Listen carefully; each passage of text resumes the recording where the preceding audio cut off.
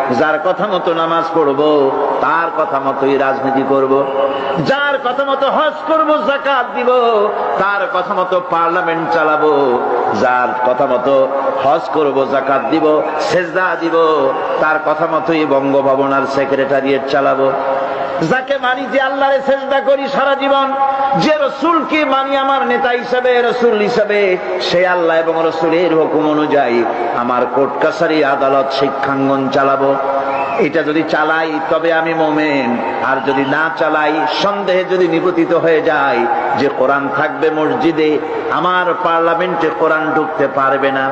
কোরআন parliament শুরু হওয়ার সময় একবার তেলাওয়াত হবে, কিন্তু তা আমল করা হবে না।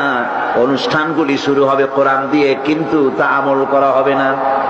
কোরআন তেলাওয়াত করে ব্যবসা প্রতিষ্ঠান উদ্বোধন করা হচ্ছে, কিন্তু সুদের টাকা দিয়ে ব্যবসা প্রতিষ্ঠান বানানো হলো। বিবাহ পড়ানো হচ্ছে কোরআনের আয়াত দিয়ে, কিন্তু যৌতুক গ্রহণ করা হারাম, সেই যৌতুক দিয়ে বিয়ে উদ্বোধন করা হলো। এমনি সকল ক্ষেত্রে নাফরমানি করে যে ঈমানের দাবি করলো, এই ঈমান ঈমান নয়, এর নাম মুনাফিকি।